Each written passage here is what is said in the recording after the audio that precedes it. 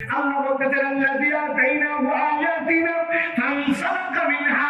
আল্লাহ বলতেন এমন ব্যক্তির খবর আপনার উম্মতের কাছে আপনি দেন, কিয়ামত পর্যন্ত উম্মতের কাছে বার্তাটা থাকবে। ওই ব্যক্তির কাছে আল্লাহর পক্ষ থেকে আয়াত দেওয়া হয়েছিল। আল্লাহ বলছেন ওই ব্যক্তিটা কে জানেন নাকি? হযরত আব্দুল্লাহ ইবনে মাসউদ ব্যাখ্যা করছেন এই ব্যক্তিটা উম্মতে মুহাম্মাদের ব্যক্তি নয়। আল্লাহ এখানে যার কথা বলেছেন সে ফিরআউনের সময়ের ব্যক্তি। লোকটার নাম ছিল বালআম ইবনে আবার। কি এমন যোগ্যতা যার কারণে আল্লাহ এই কথা বললেন? আল্লাহ রাব্বুল আলামিন বলছেন ওই ব্যক্তির যোগ্যতাটা এমন পর্যায়ে পৌঁছাইছিল ইবাদত করতে করতে আল্লাহর কাছে ওই ব্যক্তি যদি কোনো বিষয় ফরিয়াদ করত, কোনো বিষয় কামনা করত, এক সেকেন্ড দেরি হতো না, দোয়া করতে দেরি, কবুল হতে দেরি না। আল্লাহু আকবার। আল্লাহ রাব্বুল আলামিন বলছেন ওই ব্যক্তি এমন ভাবে দোয়া করতে আল্লাহর কাছে, দোয়া করতে কবুল হতে দেরি হতো না। একবার ফিরআউনের লোকজন ওই বালআম ইবনে আবারের কাছে আসলো। আসার পরে তাকে বলতে শুরু করলো, বালআম তুমি তো দোয়া করলে কবুল হয়, তবে আজকে তোমার কাছে পজিটিভ দোয়ার জন্য আসি নাই, একটা নেগেটিভ দোয়া করতে হবে, বদ দোয়া করা লাগবে। এমন বদ দোয়া করবে একজন ব্যক্তির ব্যাপারে সে যেন ধ্বংস হয়ে যায়। এই বদ দোয়াটা করার জন্য তোমার কাছে আসছি, হাদিয়া তওবা সাথে নিয়ে আসছি তোমার কাছে। বালআম জিজ্ঞাসা করলো কার ব্যাপারে তোমরা বদ দোয়া করতে বলছো? বলছো ওই লোক, যেই লোকটা ফিরআউনের সময় এসে এক ইলাহ থেকে আহ্বান করতেছে, এই এক ইলাহ আহ্বান দিয়েছে ফিরআউনের সাথে মুহাম্মদের সমাজের মধ্যে গন্ডগোল লাগাই দিয়েছে। ওই লোকের বিপক্ষে তোমাকে বদ দোয়া করতে হবে। সাথে সাথে বালআম বলল এটা কি ওই লোক নাকি? কোন লোক? এরকম করে হাতটা বগলের নিচে নেয়, নেওয়ার সাথে সাথে আস্তে করে বের করে, যেই না সামনে হাত তোলে সাথে সাথে এমন আলো বের হয়, ওই আলোতে সামনেটা আলোকিত হয়ে যায়।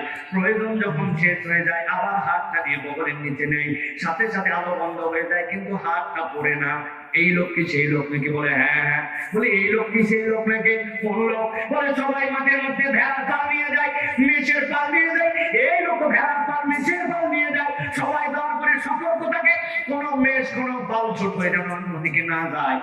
এই লোক কোনো কিছু কেয়ার করে না, এক গাছের নিচে যে শুয়ে যায়, হাতের মধ্যে একটা লাঠি থাকে, একটা পুঁতে দেয় ওই পালের মধ্যে তার যত মেষ, ওখান থেকে কোনো একটা ভেড়া বকরি মেষ যদি বের হয়ে অন্যদিকে যায়, উনি সুন্দর করে সময় কিন্তু এই লাঠি একাই উঠে যায়। উঠে যাওয়ার পরে ওই ভেড়া মেষকে পিটায়া পালের মধ্যে ঢুকায়, আবার লাঠি জায়গা মতো এসে দাঁড়ায় যায়। তুমি কি বদদোয়া করতে এই লোকের বিপক্ষে বলতে? বলছে হ্যাঁ, ওয়াজ শোনার জন্য তোমার কাছে আসি নাই। এই লোকই সেই লোক, এই লোক সমাজের মধ্যে গন্ডগোল লাগাই দিয়েছে। বালআম সাথে সাথে বললো তোমরা যার ব্যাপারে বদদোয়া করতে আনছো, বলেও হতে পারে এই লোক তো হক, বলেও হতে পারে আল্লাহর দেওয়া আয়াত তার প্রতি সত্য, আমি তার বিপক্ষে বদদোয়া করতে পারবো না। সাথে সাথে সব লোক বলতে শুরু করলো বালআম তুমি মনে করছো যার বিপক্ষে বদদোয়া করতে পারবো না, এই লোকের বিপক্ষে বদদোয়া করলে খালি আমাদের লাভ, আর মিয়া তোমারও লাভ আছে। তোমার কি লাভ? বলে তোমার দোয়া কবুল হয় জন্য লোকজন হাদিয়া নিয়ে আসে, তোমার কথা আল্লাহ শোনার জন্য আজকে তোমার দরবার জমজমান। এখন ওই লোক যদি আবার প্রতিষ্ঠিত হয়ে যায়, পাগলা পাইছো নাকি? তোমার কাছে মানুষ আসবে নাকি? সব লোক তার দিকে চলে যাবে, তোমার দরবার ওঠে, হুজুর কি ওঠে, খালি আমাদের স্বার্থ না তোমারও স্বার্থ আছে। গিলে ফেলছে এই কথা। আল্লাহ কোরআনে বলছে গভীর মনোযোগ দেন, 3টা মিনিট শুধু ভালো করে দিলের মধ্যে ঢুকায় নেন, এরপরে মূল কথায় চলে যাব। আল্লাহ বলছেন আল্লাযী আতাইনাহু আয়াতিনা, আমি আল্লাহর পক্ষ থেকে তাকে আয়াত দিয়েছিলাম, যে হক জানতো, সত্য জানতো, আল্লাহ আয়াত সে চিনে ফেলেছিল, কিন্তু লোভে পড়ে আল্লাহ বলছেন ফানসালাকা মিনহা, সাপ যেরকম খোলস রেখে বডি বের করে নিয়ে চলে যায়, মানুষ বুঝতে পারে এটা সাপের খোলস, চিনতে পারে এখান থেকে সে বের হয়ে গেছে কিন্তু তার খোলস রয়ে গেছে। আল্লাহ বলছেন ফানসালাকা মিনহা, সে আল্লাহ আয়াত চিনে, হক চিনে, কিন্তু সেখান থেকে সে মুখ ফুরায় নিল, সেখান থেকে সে সত্য অস্বীকার করে অন্যদিকে চলে গেল। আল্লাহর কাছে দোয়া করলো আল্লাহ মুসাকে ধ্বংস করে দাও। আল্লাহ সাথে সাথে তাকে ধান করে জানালেন তুমি সত্য ছিল, হক জানো, তারপরে তুমি এই বদদোয়া যেহেতু করেছো, আল্লাহ তোমার উপরে যত অনুগ্রহ ছিল সব তুলে দিলেন। অতীতের এমন ধ্বংস, ভবিষ্যতে যতদিন বেঁচে থাকবে তোমার আর কোনো দোয়া কবুল করা হবে না। নাউযুবিল্লাহ। তাসলিমা। আল্লাহুম্মা সাল্লি আলা মুহাম্মাদিন ওয়া আলা আলি মুহাম্মাদ কামা সাল্লাইতা আলা ইব্রাহিম وعلى آل إبراهيم إنك حميد مجيد اللهم بارك على محمد وعلى آل محمد كما باركت على إبراهيم وعلى آل إبراهيم إنك حميد مجيد আলহামদুলিল্লাহ বগুড়া জেলার ঐতিহ্যবাহী খামারকান্দি গোবর্ধনপুর ইউনিট ক্লাবের উদ্যোগে ৩৩তম বাৎসরিক 2 দিন ব্যাপী ওয়াজ মাহফিলের আজকের এই শেষ দিনের শেষ অধিবেশনে আল্লাহ রাব্বুল আমিন আমাদেরকে আশার বসার যাদেরকে তৌফিক যোগ্যতা সুস্থতা মন মানসিকতা দান করলেন সে আল্লাহ রাব্বুল আমিনের কাছে সর্বাগ্রে আমরা কালেমাতুশ শুকর আদায় করছি আল্লাহ রাব্বুল আলামিনের শেখানো বাক্যে আল্লাহ রাব্বুল আলামিনের পছন্দনীয় কালামে আমরা আন্তরিকভাবে আল্লাহর জন্য নিবেদিত হয়ে সকলে পড়ছি আলহামদুলিল্লাহ দরুদ এবং সালাম বর্ষিত হোক মানবতার মহান মুক্তির দূত আকায়ে নামদার তাজদারে মদিনা আপনার আমার প্রিয় রাসূল জনাবে মুহাম্মদুর রাসূলুল্লাহ সাল্লাল্লাহু আলাইহি ওয়াসাল্লামের আজকের এই মোবারক মাজলিসের সুযোগ্য সম্মানিত সভাপতি আল্লাহ আব্দুর রহমান মন্ডল সম্মানিত সভাপতি আল্লাহ বিএম হাবিবুর রহমান সম্মানিত সহসভাপতি উসমান গনি মাস্টার জনাব আব্দুল সালাম সাহেব আজকের সম্মানিত বিভিন্ন পর্যায়ের ব্যক্তিবর্গ বিশেষ করে কথা বলেছেন কিছুক্ষণ পূর্বে হাফেজ মাওলানা মুফতি আব্দুল্লাহ মামুন ভাই কারি সিয়াম হোসেন বাস্তববাদী গতকালকে কথা বলেছেন আমাদের প্রিয় ভাই হাবিবুর রহমান যুক্তিবাদী আমার মঞ্চ উপবিষ্ট বিভিন্ন পর্যায়ের গণ্যমান্য ব্যক্তিবর্গ আমার সামনে উপবিষ্ট দিন দরদি মুরব্বিয়ানে কেরাম সম্মানিত আসাতেজায়ে কেরাম আইমায়ে মাসাজিদ আমার সম্মানিত তরুণ যুবকেরা স্নেহের ছোটরা আলাদা প্যান্ডেল থেকে শুনছেন মা এবং বোনেরা সকলকে একবার সালাম দিয়েছি আরো একবার আপনাদের কাছে দোয়া পাওয়া এবং পড়ার আশায় সালাম নিবেদন করছি আসসালামু আলাইকুম ওয়া রাহমাতুল্লাহ আমার প্রিয় বগুড়ার ভাইরা ভালো আছেন আপনারা সবাই ভালো আছেন আপনারা খালি পেট না ভরা পেট সবাই নাম সবাই নামদাদি জোর করে বলে অনেক দূর দূর থেকেও মানুষজন আসছে রাত্রে খায় নাই এখন আছে না ভাই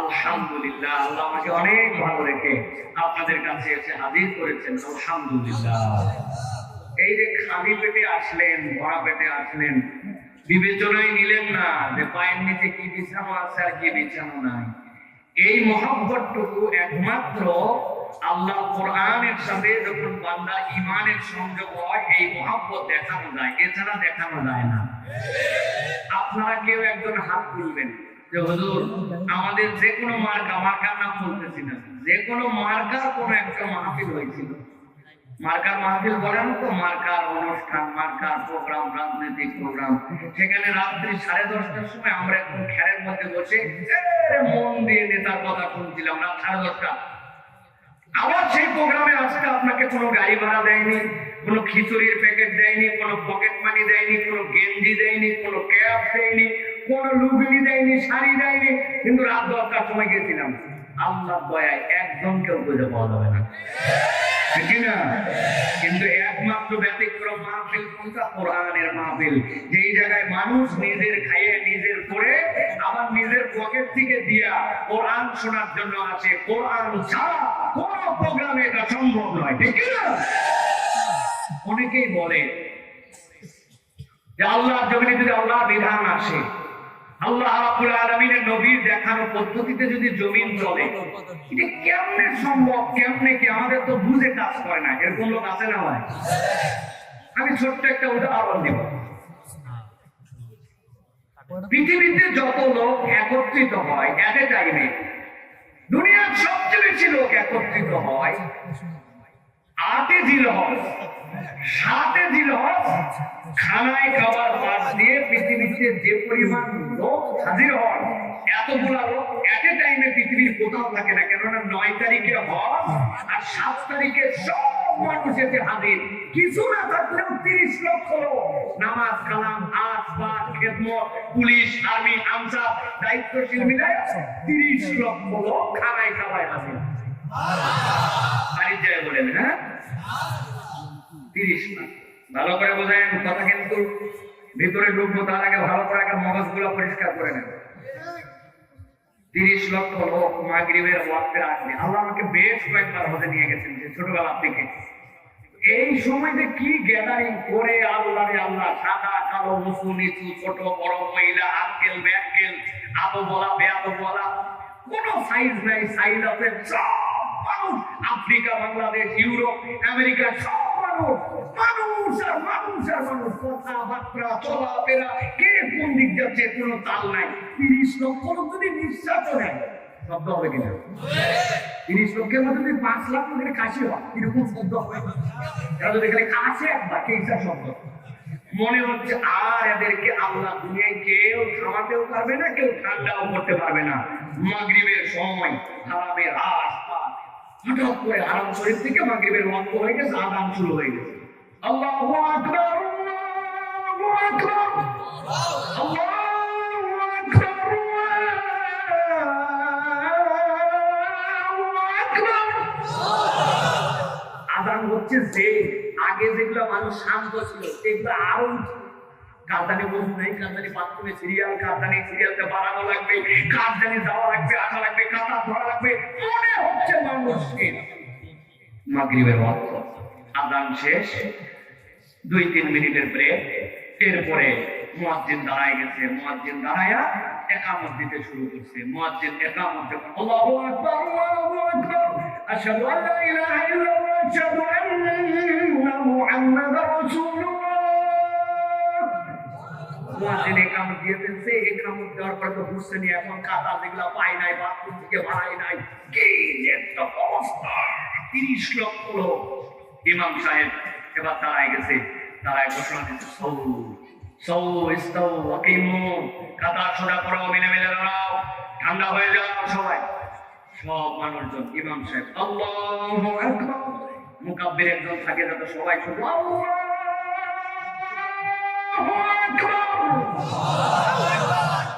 আল্লাহু আকবার বলছে। ইমাম সাহেব তেলাওয়াত শুরু করছে, আলহামদুলিল্লাহি রাব্বিল আলামিন আর রহমানির রহিম মালিকি ইয়াউমিদ্দিন ইয়াকা না'বুদু ওয়া ইয়াকা নাস্তাঈন। এই যে আযান আর ইকামত 5 মিনিট, আর এই আল্লাহু আকবার থেকে সূরা ফাতিহা শেষ হতে হতে 30 লক্ষ লোক এই আল্লাহু আকবার শোনার 30 সেকেন্ডের মধ্যে এমন ভাবে ঠান্ডা হয়ে গেছে, রুকুতে যাওয়ার পরে মনে হচ্ছে মক্কা মুকাররমায় আর কোনো লোক নাই, সব নীরব, সব বন্ধ। আমি ওই দিন থেকে বলেছি এই আল্লাহু আকবার আযান থেকে ইকামতের মাধ্যমে আল্লাহু আকবারের বরকতের ঘোষণায় ছোট্ট একটু জায়গার মধ্যে 30 লক্ষ লোককে 30 সেকেন্ডে ঠান্ডা করা যায়। ওই আল্লাহর বিধান দিয়ে যদি 1 থেকে 3 বছর এই বিশ্ব চলে, ওরা পৃথিবীকে ঠান্ডা করা সম্ভব। এটা বাস্তব। ইসলাম ট্রুলি প্রুভ করেছে এটা কোনো থিওরি ধর্ম নয়, এটা প্র্যাকটিক্যাল রিলিজিয়ন। ঠিক না? এই জন্য বলছি, যারা এখানে এসে গেলেন, যারা বসে গেলেন, এটা সৌভাগ্যবানদের তালিকা। এটা সকলের কপালে জোটে না, সবাই আসতেও পারে না। ঠিক না? যে ভাইয়েরা, আমি আপনাদের কাছে 2-3টা প্রশ্ন করব, করে তারপরে ইনশাআল্লাহ আলোচনায় যাব। তার আগে বলি, আমার ওয়াজ সরাসরি সামনে বসে শুনছেন, এখানে কেউ আছেন? আছেন? আছেন? হ্যাঁ, এটা নাই বলে আপনি কেমন নাই বলেন? আপনি নাই, তাই বলে সবাই নাই। প্রিয় ভাইরা, আপনাদের কাছে জিজ্ঞাসা করতে চাই, এই যে কোরআনের আয়োজনে আমরা আসলাম, লাভ আছে না নাই? মুরব্বীরা কোনো উত্তর দিবেন না, আপনাদের কোনো ওয়াজ নাই, যেহেতু আপনাদের কোনো উত্তর শুনতে চাই না। তবে ইয়াং যারা আছেন, যাদের হিম্মত আছে, তারা খালি বলবেন লাভ আছে না নাই? এই লাভ আছে বলছেন, এটা কি কম না বেশি? এবার ঠান্ডা মাথায় বুঝে উত্তর দেন, উত্তেজিত উত্তর দিয়েন না। যেটা লাভ আছে, আবার যেটা বেশি আছে, এটা কি বুঝে না না বুঝে? কথা বলতে হবে, বুঝে না না বুঝে? একজনকে দাঁড় করাবো, পিছনে কোনার দিকে একজন মাফলার পেঁচায় আছে। বাবা তুমি বলছো লাভ আছে, আবার বলছো বুঝে আছে, আবার বলছো বেশি আছে। কি বেশি আর কি বুঝে তুমি বলছো? এটা মাথা নামায় পেঁচে বুঝলে আমি বলি, তাই না? প্রিয় ভাইরা, ভাই সামনে কেন আসতেছেন না? মহিলারা মহিলাদের মতো করবে, লোকজন টানাটানি করার আমি নেই। হ্যাঁ, মহিলারা নিজেরা বোঝেন আপনার মা বোনেরা আসতে অন্যরা জায়গা পাচ্ছেন, এর জন্য মাইকে ঘোষণা দেওয়া লাগে না। আপনি দেখতে পাচ্ছেন লোক সামনে চলে যান, দেখা করতে পারেন এই জায়গায় যা লোক আছে আর 2000 লোক একা একা ঢুকলে ভিতরে জায়গা হয়ে যাবে, কোনো টানাটানি নাই। আমার জন্য ডানে বামে কেউ আসবেন না, একবারে অল্প সময় কথা বলবো। ভাই তো মহব্বতে আসছে, মহিলা জায়গা পাচ্ছেন, উনি না বললে হবে কর্তৃপক্ষ। আমি বলে দিলাম মায়েরা আপনার একটু জায়গা ফাঁকা করে দেন, অথবা সামনে যান, ফাঁকে ফাঁকে ঢুকে যান, বসে পড়েন ইনশাআল্লাহ। আর বড় প্যান্ডেল বানাবে মহিলারা দেখছেন না কেইটা পরিমাণ ওয়াশরুম আছে, আপনারা ফাঁকি দেন। ওদের প্যান্ডেলে লাইট নেই, ওদের প্যান্ডেলে ভালো সিস্টেম নেই, কোন রকম দিতে বস হবে না। আগামীতে আবার সুন্দর করে করতে হবে, ঠিক না? গতকালকে ওয়াজ হয়েছে না?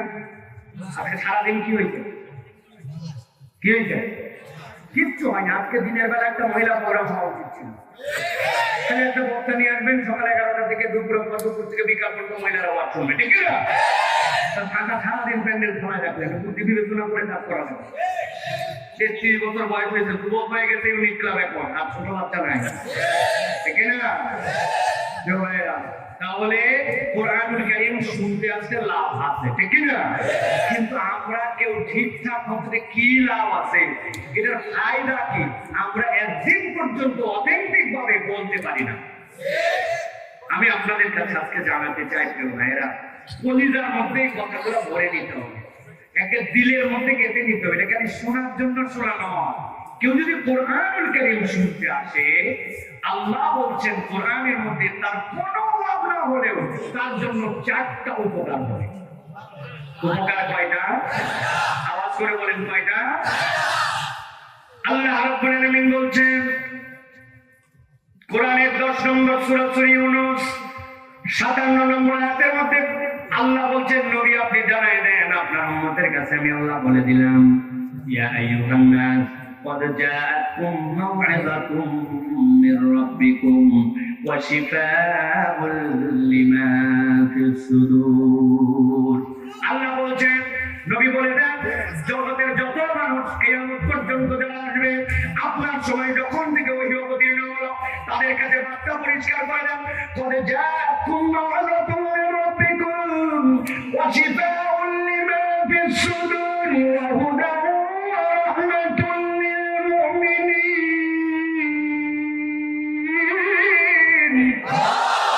আল্লাহ বলছেন তোমাদের কাছে আমার একটা কিতাব দেওয়া হলো, ওই কিতাবের 1 নম্বর কাজ আল্লাহর পক্ষ থেকে এটা মওয়াজা, আল্লাহর পক্ষ থেকে এটা তোমাদের জন্য উপদেশ, আল্লাহর পক্ষ থেকে এটা ওয়াজ।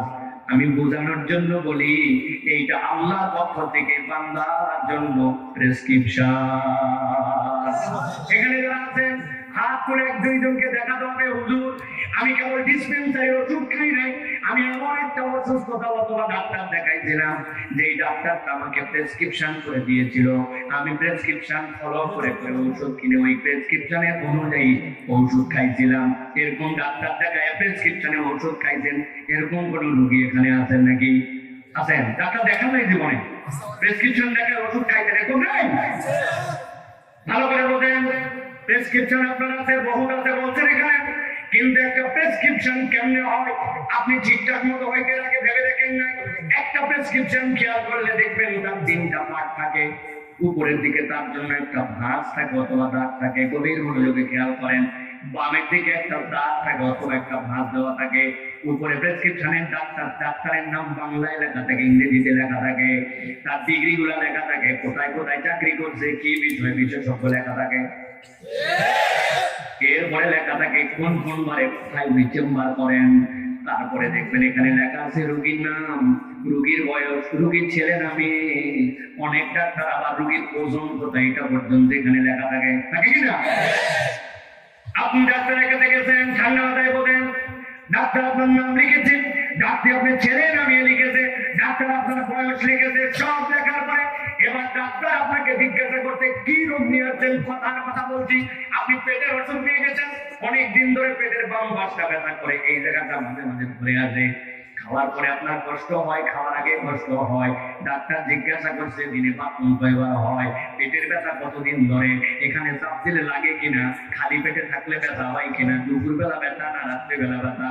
ডাক্তার জিজ্ঞাসা করে আর শুনে আর বাম পাশে ছোট্ট ছোট্ট করে কি জানি লেখে। আপনি জানেন না, কিন্তু জিজ্ঞাসা করতে পারে কি যেন টুকতেছে। এরপরে জিজ্ঞাসা করতে ভাই আপনার কি ডায়াবেটিস আছে নাকি?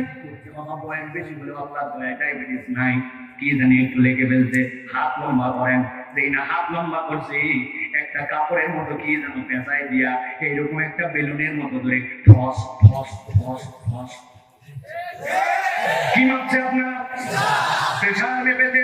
প্রেশার মাপার পরে ওই প্রেশারটাই বসে কোনার মধ্যে লেগে দিতে। গভীর মনোযোগে ঠান্ডা মাথায় বসে ওই প্রেসক্রিপশনে এরপর আপনাকে ঔষধ দিতে শুরু করছি। ঔষধ দেওয়ার সময় 4টা জিনিস লেখে, ঔষধের নাম লেখে, ঔষধের পাওয়ার লেখে, এইটা সকালে খাবেন, দুপুরে খাবেন না রাত্রে খাবেন, এইটা লেখে। এই ঔষধটা কতদিন পর্যন্ত ওই প্রেসক্রিপশনের মধ্যে উল্লেখ করে দেয়। আপনি ডাক্তারের নাম বুঝলেন, প্রেসক্রিপশনও বুঝলেন, কিন্তু কখনো ভেবে দেখি নাই ডাক্তার বাম পাশে কি কি যেন ছোট্ট ছোট্ট করে নোট করে রেখে দিল, এইটা আসলে কি। যদি ডেডিকেটেড ডাক্তার হয় আর পড়ালেখা করে পাস করা ডাক্তার হয়, ও বাম পাশে আপনার রোগ বৃত্তান্ত শোনার পরে মেডিকেল সায়েন্স অনুযায়ী যেই রোগটা সে ধারণা করছে, আইডেন্টিফাই করছে, ওই রোগের বর্ণনাটা বামের দিকে কোনায় লেখে রাখছে, ওই অনুযায়ী আপনাকে প্রেসক্রিপশন দিতে। দুনিয়ার যে কোনো ডাক্তারের কাছে এই প্রেসক্রিপশন দেখালে আপনাকে কেন এই ঔষধ দিতে, ওই বামের কোনার নোট দিকে দেখে বুঝে ফেলবে। আল্লাহ রাব্বুল বলছেন ইয়া আইয়ুহান নাস ক্বাদ জাআকুম মাওইযাতুম মির রাব্বিকুম, তোমাদের কাছে আল্লাহর পক্ষ থেকে একটা মওইযা আছে, একটা তোমাদের উপদেশ আছে। আমি আমার ভাষায় বোঝানোর জন্য বললাম, আল্লাহর পক্ষ থেকে প্রেসক্রিপশন আছে। আর আল্লাহ বলেন নতুন করে কোনো ওহী আসবে না, নতুন করে নবী আসবে না। কিয়ামত পর্যন্ত মানুষের জন্য, সমস্যার জন্য যা যা লাগবে আল্লাহ সবগুলো এই কোরআনের মধ্যে ঢুকায় রাখছে। এটা কোরআনের 1 নম্বর লাভ।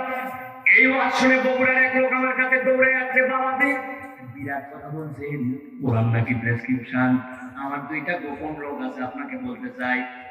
যুবকরা আবার গোপন রোগ মানে বিন্দু দুশ্মন করো না। দাদা কি আপনার সমস্যা? বলতে বাবা লোকে দেখাতে পারি না, মাথার এই জায়গায় একটা চুলকানি আছে। হাইরে চুলকানি, চুলকায় রাজা, চুলকায় রানী, চুলকায় বাড়ির চাকরানি। আমারে বহুত কিছু খাইছি, সিরিয়াসিস না কি হয়ে গেছে মনে হয়। আর কান্দের এখানে ব্যথা, ছোটবেলায় মা চান ধরে একবার পড়ে গেছিলাম, এরপরে সে ব্যথা ভালো হয় না। কোরআন নাকি প্রেসক্রিপশন, তাহলে আমার চুলকানি আর মাথা ব্যথার ওষুধটা দিয়ে যান। যদি কেউ কথার কথা এরকম করে বলে, কোরআন থেকে যদি কেউ গবেষণা করে ঔষধ বের হতে পারে, কিন্তু কোরআন বলতেছে, কোরআন যদিও তোমার জন্য কোরআন যদিও তোমার জন্য প্রেসক্রিপশন, কিন্তু কোরআন সব জায়গায় তোমার এই ঔষধ দিবে না। কোরআন ঔষধ দিবে ওই জায়গায় দুনিয়া সব ডাক্তারে যেখানে ফেল, কোরআন ওষুধ দিবে ওই জায়গার জন্য সেই জায়গায় না শুধরালে ওই মানুষকেও অবয়বে মানুষ আসলে সে মানুষ হিসেবে মূল্যায়ন পাবে না। আল্লাহ বলছেন নবী আপনি জানাই রাখেন, কোরআনের কাজ কোন জায়গায়, কোরআন 2 নম্বর উপকার কি করে, ও শিফাউল লিমা বিসুদুর, ও বান্দা অন্তরকে শুধরায়, অন্তরকে ঠিক করে, অন্তরকে ডাক্তারি করে। কি জন্য দরকার? নবী বলছেন ইজা সলুহাল জাসাদু কুল্লু ওয়া ইজা ফাসাদাত ফাসাদাল জাসাদু কুল্লু। দেখতে অনেক সুন্দর, টাকা পয়সা দুনিয়ায় দাপট নিয়ে ঘুরে ভাবে কোনো শেষ নেই, কিন্তু অন্তর যদি ঠিক না হয়, আল্লাহ বলছেন জান্নাতে যাওয়ার উপযুক্ত হতে পারে না। এই জন্য অন্তর যেটা ঠিক আল্লাহর কাছে ঠিক, অন্তর যেটা ঠিক আল্লাহর কাছে ঠিক। আল্লাহ বলছেন দুনিয়ার কারো সাধ্য নাই, কোরআন ছাড়া অন্তর ঠিক হবে না। আপনি ঠিক বললেও ঠিক, না বললেও ঠিক। দুনিয়াতে কত লম্বা মানুষ আছে, বাটু মানুষ আছে না? কত লম্বা দেখছেন। আমি একবার লম্বা দেখছি, মক্কা শরীফে গেছি। আব্বা যাওয়ার সময় বলছে ছোটবেলায়, তখন আমার আজ থেকে 21-22 বছর আগে, বাবা ভিড়ের মধ্যে অনেক মানুষ পায়ের সাথে পায়ে তওয়াফের সময় গুতা লাগায়, খবরদার পিছন দিকে তাকানো যাবে না। এখানে কেউ ইচ্ছা করে লাগায় না, অতএব পিছনে তাকালে জবাবদিহি তলব হবে, ওই লোকের অন্তরে কষ্ট লাগবে। তোমার জন্য এটা খানায় খাবার চত্বরের আদব নয়, কেউ কাউকে ইচ্ছা করে কষ্ট দেয় না, তাকানো যাবে না। ওয়াজ নসিহত করে আব্বা আমারে নিয়ে গেছে, হজের ট্রেনিং সাথে সাথে বাপের সাথে। তাওয়াফে গেছি, তাওয়াফে নামার পরে হঠাৎ করে দেখি এক লোক পায়ে ফোটা যায় না, কিন্তু আমার গালের এখানে খালি আশ্চর্য কথা। বাঙালির সবচেয়ে সেন্সিটিভ জায়গা দুটা, একটা হচ্ছে গাল আর একটা গেডি। আশায় লাত্তি মারলে মার, তুই খাপ ধরলি কেন? কথা ডেকে না, সব জায়গায় মারতে পারি, তুই খাপ পর দিলি মানে কথা ডেকে না। কতক্ষণ সহ্য করা যায় চিন্তা করছি, আপনার বাস্তব শুনছি আমি, খবরদার তার দিকে তাকাবো না, কিন্তু কোন লোকটা আমার এত মানে ভূতা দেয়, অন্তত লোকটার চেহারা দেওয়া দেখা দরকার। ডানের দিকে তাকাইছি, তাকায় দেখি লোক নাই, একজনের পেট দেখা যায়। উপরে তাকায় দেখি আমার থেকে 1.5 হাত উপরে। আসলে ওই লোক একবারও আমাকে ভূতা দেয় নাই, ও স্বাভাবিক ভাবে যখন হাতে, আমি তখন তার হাতের কাছে। কত লম্বা মানুষ, কত কালো মানুষ দেখছি, আপনারাও দেখছেন। একদিন টিভির মধ্যে চায়ের দোকানে দেখি খেলা হচ্ছে, তাকায় দেখি টিভির ভিতরে খেলা হচ্ছে, যেটা মাঝে মাঝে আলো জ্বলে, মাঝে মাঝে বন্ধ হয়। কি রে, খেলার প্লেয়ার কেমনে আলো জ্বলে আলো বন্ধ করে? অনেকক্ষণ পরে মনোযোগ দিয়ে দেখি ওয়েস্ট ইন্ডিজের এক প্লেয়ার হেলমেট পরে খেলতেছে, যখন সুইং গান চালায় ডাক বের হলে আলো জ্বলে, বাকি সময় অন্ধকার। আছে না? দুনিয়ার মানুষ, দুনিয়ার বুকে লম্বা থাকবে, ছোট থাকবে, সাদা থাকবে, কালো থাকবে, ধনী থাকবে, গরিব থাকবে, আরব থাকবে, নন আরব থাকবে। আল্লাহর কাছে এগুলো একটা মিনিংফুল নয়, আল্লাহর কাছে মিনিংফুল তুমি তোমার অন্তরটাকে আল্লাহর জন্য কোরআন দিয়ে রঙে আসতে বাধ্য কিনা। কোরআনের রঙে তোমার সার্টিফিকেট আছে, তোমার জন্য জান্নাত, আর কোরআন দিয়ে তোমার দিন রঙে নাই, তোমার জন্য জান্নাত কপালে না।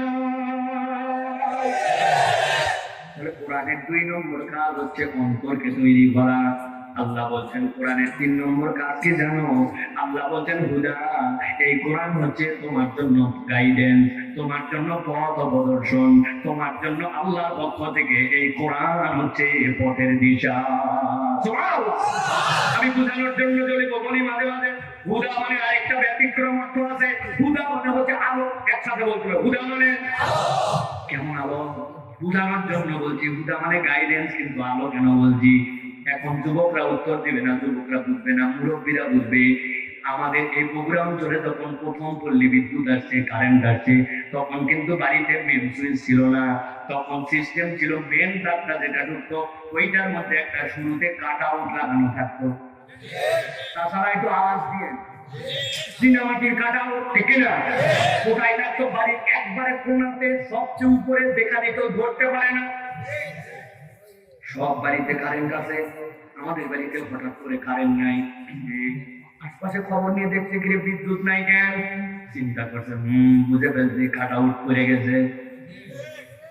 টানলে খুলছে, খুলে তাকায় দেখে ভিতরে এবার থেকে ওপার পোড়া দেওয়ার তার কেটে গেছে। ডয়ের থেকে একটা তার বের করে দাঁত বের কান দিয়ে ছিলে আস্তে করে পেছন দিয়েছে, পেছন দিয়ে এবার ওপার লাগাইছে, লাগায় এখন আবার লাগাই দিলে সাথে সাথে বিদ্যুৎ, ঠিক না? এখন যে লাগাতে যাবে, ওই লাগাতে যাওয়ার সময় ওই বিদ্যুৎ যে জায়গায় মূল ভোল্টেজ জায়গা, ওই জায়গায় যে এটা লাগাতে নখটা ভিতরে যায়। বেটার ডাক দিয়েছে, বাপ্পা এদিকায়। বেটা আসছে বলে এইবার টর্চ, এই টর্চটা এখন তুই এরকম করে ধরবি, আমি কিন্তু এখন কাট আউট লাগাতে যাবো। বিছনার উপরে টুল দিয়েছে, টুলের উপরে উঠে তুই টর্চটা ঠিকঠাক মতো ধরে থাকবি, কেননা নখ যদি ভিতরে যায় তাহলে আব্বা চলে যাবে। ওই ছেলের দায়িত্ব দিছ, টর্চ ধরে আছে। আল্লাহ কি কাম অন্ধকার, পুরা ঘর। টর্চ যখন ধরছে, মশার ধর্ম হচ্ছে, যখন সব দিকে অন্ধকার, আলো যেই দিকে, মশা সেই দিকে। ওই বেটা টর্চ ধরে আছে, আব্বা কাছে কাট আউট লাগাতে, এক মশা চিন্তা করছে এই সুযোগ প্রত্যেকদিন পাওয়া যায় না। হাতের মধ্যে বসছে, ওই ছেলেও চিন্তা করছে অন্যদিন তুমি এইভাবে খাও, তোমাকে দেখতে পাই না, আর আজকে বেটা আমার চোখের সামনে আমারে খাবে। কথা নাই মাত্র বাম হাতে তুলে এক বাড়ি দিতে, সাথে সাথে টর্চ গেছে নড়ে, আব্বা গেছে কাট আউট লাগাতে। বাপ বলতে টর্চ নড়ালি মানে বলছে আব্বা মশা, এক মশা মারতে যায়, তোর বাপ খাম হয়ে যাচ্ছে, ঠিক না? বোঝানোর জন্য বললাম, মাথার মধ্যে ঢুকাই নিয়ে রাখেন এই টর্চ একজনকে ধরতে দিয়েছেন, নড়াচড়া করে, ওই নড়াচড়ায় ফোকাস নষ্ট হয়ে যেতে পারে। কিন্তু আরেক ধরনের টর্চ আছে, ইএনটি ডাক্তারের কাছে যখন গেছেন, দাঁত দেখাতে গেছেন, কান দেখাতে গেছেন, অপারেশন থিয়েটারে গেছেন, ডাক্তারের কপালের মধ্যে এরকম করে বেঁধে দেওয়া আছে, কাউকে ধরতে হয় না, ডাক্তারের চোখ যেখানে ওই লাইটের ফোকাস সেখানে। আল্লাহ বলছেন দুনিয়ার মানুষ ভালো করে বোঝো, এই কোরআন হচ্ছে হুদা। কেমন হলো তুমি জানো নাকি? ওই যে তুমি বগুড়া থেকে ছাইয়াকান্দির দিকে যাবে, জয়পুরহাটের দিকে যাবে, ঢাকার দিকে যাবে, রাস্তা ভাবে গেছে, তীর চিহ্ন দিয়ে দিয়ে চিহ্নিত করে রেখেছে, ডানে গেছে চিহ্ন করেছে, সামনে যাওয়ার পরে একটা স্পিড ব্রেকার আছে, চিহ্ন দেওয়া আছে, সামনে বাধা লেখা আছে। দিনের বেলা ওইটা জ্বলে না, কিন্তু রাত্রেবেলা আপনার হেডলাইট পড়া মাত্র জল জল করে জ্বলে ওঠে, ঠিক না? ওর ভিতরে কি দিনে চার্জ দেয়? ওর ভিতরে কি লাইট লাগানো? ওটা একটা রিফ্লেক্টর স্টিকার। আপনার হেডলাইট পড়লে ওইটা জল জল করে জ্বলে ওঠে। আল্লাহ বলছেন বান্দা বুঝে নে, তুই যদি কোরআনকে মাওয়াইজা হিসাবে, প্রেসক্রিপশন হিসাবে নিয়ে নিস, এটা যদি তোর অন্তরকে ঠিক করে ফেলে, আল্লাহ হুদা হিসাবে অন্তরের ভিতরে এটাকে এমন ভাবে ইনস্টল করাই দিবেন, কারো কাছে দৌড়াদৌড়ি করতে হবে না। কোন দিকে তোর সিরাতুল মুস্তাকিম, আল্লাহ কোরআনকে দিয়ে লাইটের মতো জ্বলায় দিয়ে দিয়ে পথ দেখায় তোকে জান্নাতে নিয়ে যাবে। আল্লাহ বলেন 4 নম্বরে রাহমাতুল লিল মুমিনিন। আল্লাহ বলেন এই কোরআন হচ্ছে মুমিনদের জন্য রহমত। ভালো করে খেয়াল করেন, ইয়া আইয়ুহান নাস শুরু করছেন আল্লাহ, আইয়ুহান নাস দিয়ে শেষ করতেছেন রাহমাতুল লিল মুমিনিন। আল্লাহ বলেন এই কোরআন ইমানদারদের জন্য রহমত। ওই বান্দার কবরে আলো, ওই বান্দার হাসরে আলো, ওই বান্দার মিজানে আলো, ওই বান্দার পরকালের দিবসে আল্লাহ সাহিবুল কোরআন আল্লাহর পক্ষ থেকে ওই কোরআনকে ঝগড়া করতে লাগাই দিবেন। আল্লাহু আকবার। সাহিবুল কোরআন মানে কি? এক লোক খালি ইসলাম পায় না পারে ওইটুকুর জন্য সাহিবুল কোরআন, আরেকজন আযান করা পারে ওইটুকুর জন্য সাহিবুল কোরআন, কিছু পারে না, কেবল বিসমিল্লাহির রহমানির রহিম পারে, ওইটুকুর জন্য সে সাহিবুল কোরআন। আল্লাহ কোরআনকে বলবেন অনুমতি দিয়ে দিলাম, তুমি তোমার সাথীর জন্য এখন আমার সাথে ডিবেট করো। কোরআন মাখলুক নয়, কোরআন কালামুল্লাহ। সাথে সাথে কোরআন বলবে আল্লাহ, ওর পুরা কোরআন মুখস্থ ছিল না, ইন্না তাইনা ছিল, কুল আল্লাহ ছিল, এক পারা ছিল, ইয়াসিন ছিল, মুলক ছিল, কিন্তু কোরআনের তো কোনো অংশ ছিল, এই কোরআনের কোনোটাই তো মাখলুক নয়, সবটুকুই কালামুল্লাহ। তোমার কালাম মানে তোমার অংশ, তোমার অংশকে তো আমি জাহান্নামে দিতে দিব না, আর যে তোমার অংশকে সাথে নিয়েছিল তাকেও জাহান্নামে যেতে দিব না। কোরআন ঝগড়া করে করে ওই সাহিবুল কোরআনকে, ইমানদারদেরকে জান্নাতে ঢুকায় দিবে। অতএব কোরআন আপনার জন্য মাওয়াইজা, শিফা, কোরআন হুদা, কোরআন হচ্ছে রহমান। এবার বলেন কোরআন শুনে লাভ আছে না? কম না বেশি? বুঝে না না বুঝে? কেমন বুঝে? ঠিক না? এখন টাটকা টাটকা একজনকে দাঁড় করাই বলতে পারবেন। কেউ যদি আপনার সাথে কথা বলতে চায়, আরে ওয়াজ রাখ, এত ওয়াজ ধরে ধরে ওয়াজ পাড়ায় পাড়ায়, ভালো লাগে না রে, ভালো লাগে না না, তুমি বুঝোই না এটার মর্যাদা কি, তাকে সাথে সাথে ওয়াজ করবেন, ঠিক না? ঘরে ঘরে মাহফিল হলেও সমস্যা নেই, ঠিক না? এই জন্য প্রিয় ভাইরা, কোরআনুল কারীম আমাদেরকে উপকার দেয়। সেই মাহফিলে আজকে আমরা হাজির হয়েছি ইনশাআল্লাহ। আপনারা কি ভাবতেছেন ওয়াজ শুরু হয়ে গেছে? আরে না, সেটা তো তাহলে হচ্ছে কি? কে বলে তো আর দিচ্ছে, আল্লাহ দিলে পানি থাকবে, আল্লাহ দিলে সীমানাও দরকার হবে না। আমরা বেশিরভাগ ওয়াজ শুনে আলছা, কোনো আল নাই, দিচ্ছে উপর থেকে 90 সালের ইঞ্জিন দিয়ে 1 বিঘা, বলছে কতক্ষণ লাগবে, এক্ষুনি ভরে যাবে। কিন্তু এক সালাক লোক ছিল, আলের মধ্যে কোদাল মারে একটা জায়গায় রেখে দিচ্ছে, জানে না, কিন্তু পানির সাথে ধসে গেছে। বলছে কি রে, বলছে কি আল ভাঙলি কেন? বলছে বললেই হবে নাকি আল ধসে গেছে। এরকম টাউট কতগুলো আছে না ভাই? এখন আপনার জমি যদি আল না থাকে, আপনার জমির পানি বাঁধে না, আমার ওয়াজে কাজ হয় না কেন? আমার যতটুকু ধারণা, আল ছাড়া ওয়াজ শোনার জন্য কাজ হয় না। আল দিতে হবে, আজকে ওয়াজ শুনতে আসছি আমল করার জন্য, আজকে বক্তা দেখার জন্য, আর এই ইউনিট গুলাকে জাগরণে দেওয়ার জন্য নয়, আমার জীবন পরিবর্তন করার জন্য, আমল করার জন্য ওয়াজ শুনতে আসছে, ঠিক না? রাজি তো ইনশাআল্লাহ? রাজি ইনশাআল্লাহ? আপনারা যদি রাজি থাকেন তাহলে আমরা কিছু কথা বলবো ইনশাআল্লাহ। কারা কারা রাজি? মাশাআল্লাহ। আব্দুল রহমান, থামেন, একটু থামেন, একটু থামেন। এই যে চাদরের মধ্যে থেকে হাত তুললে কিন্তু কাম হবে না। হ্যাঁ লেপ কম্বলের ভিতর থেকে বলছি হাত সোজা করতে, আপনি এরকম করে এটা কি ভাই? হাত টান টান করে দুটো সোজা করতে হবে। রেডি? সোজা করেন, সোজা সোজা বুক সোজা। হ্যাঁ সোজা হয়েছে, হাত টান করেন, হয়নি। এবার ফাইনাল আরেকবার নামান, লাস্ট। এবার খালি তুলবই না, এবার একটু ডানে বামে তাকাই দেখবো কারা কারা উঠতে পারবে, ঠিক আছে না? একসাথে রেডি? হ্যাঁ তুলছেন সবাই? এবার পেছনে চলা যায়, পেছনে ডানে, এবার একটু বামে, এবার একটু সামনে দেন, সামনে। এবার সোজা করেন, সোজা করে এবার একটু নড়াচড়া দেন, একজনের হাতে সাথে আরেকজনের হাত বাড়িয়ে দেওয়া লাগবে।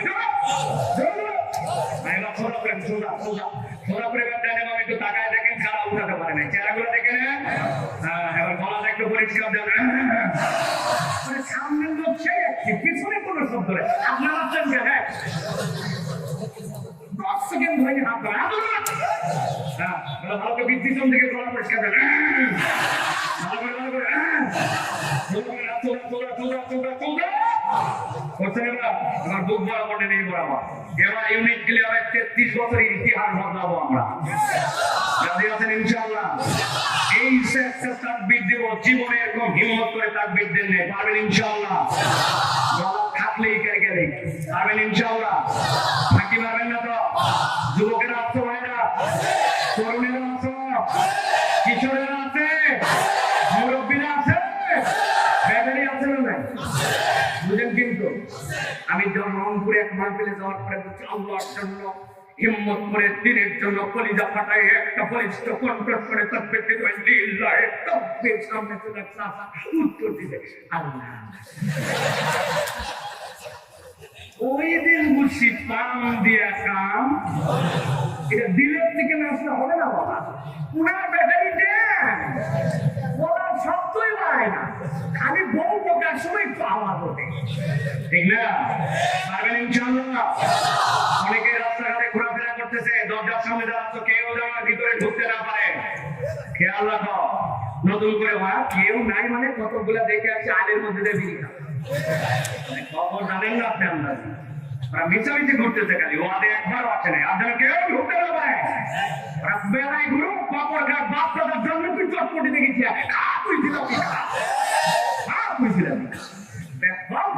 একটুখানি হুশ করা উচিত। 200 জনকে দাওয়াত দিছে বিয়েতে, তাই তো 200 লোক বরযাত্রী গেছে, তাও আবার এগুলো আস্তে আস্তে লোক, আবার কতগুলা বলে আছে তারা নিয়ে আটা নিয়ে সবগুলো বসে গেছে খাওয়ার জন্য, লোকজন অস্থির অবস্থা। কিন্তু বরযাত্রী যাওয়ার পরে বউ পক্ষের লোকে দোষ কি, আমাদের তো ওই শালা টালা সব গেট ধরার জন্য ছিল, সেই লোক কই? বর ওরা যায় জিজ্ঞাসা করছে, বাবা বর কই? মনে করছে পিছনের গাড়ি ঘোড়ায় আসবে না, ঢুকে না। বলছে বাবা আর বলো না, আর শরীরটা একটু জ্বর জ্বর যেন আসে, শরীর জ্বর জ্বর হয় যদি বর না আসে। বরযাত্রীদের বাটাম আছে না, গ্রুপ খাইতে আসছো তোমরা, বর না নিয়ে তোমরা হিসাব কেন আছে? আমরা খাইয়ে যাই বড় খাই দিয়ে চলবে। আপনি যদি এইটা বোঝেন, এই ওয়াজের জন্য মেলা, এই ওয়াজের জন্য বাদামের দোকান, এই ওয়াজের জন্য চটপটি, আপনি সব করলেন আর আপনি একবার আপনার দিকে আসলেন না, আপনার থেকে কপাল পড়াকে মাথায় রাখেন। আমাদের লোকের জায়গা ঠিক নেই, যথেষ্ট লোক হয়ে গেছে, কিন্তু আপনার তকদিরের জন্য এটা বলতেছি, আপনার হুঁশ থাকার জন্য আপনি আসা উচিত, ওদেরকে আজাদ বুঝতে করার আছে না, ঠিক না? কপাল পড়ার দল বিড়ি খাওয়া মাফির উপলক্ষে না, হাতগুলা বুকে নামাজ হচ্ছে না, কষ্ট করে একটু ওয়াজ করছি আর সব বলে যাবে। তোমরা ধরেন, রেডি আছেন সবাই? যারা দাঁড়ায় আছেন বসতে পারবেন আপনারা, জায়গা যদি দেই বসে পড়েন, ভিতরে চলে আসেন, দেখেন স্যান্ডেল করে আপনারা জায়গা দিয়ে দিবেন ইনশাআল্লাহ। মুখ বরাবর, রেডি সবাই? এই একটা তাকবীর দেবো ইনশাআল্লাহ, আকাশ বাতাস মুখরিত করে, ঠিক আছে ইনশাআল্লাহ? রেডি সবাই? লিল্লাহি তাকবীর বলে হাত উপর দিকে ছুঁড়ে দিয়ে আবার নামায় ফেলবেন। রেডি? লিল্লাহি তাকবীর, লিল্লাহি তাকবীর, আল কোরআনের আলো, আল হাদিসের আলো, তোমার নেতা আমার নেতা, তোমার নেতা আমার নেতা, আলেম ওলামা যেখানে, কোরআন সুন্নাহ যেখানে, আল্লাহর আইন যেখানে, গান বাজনা যেখানে,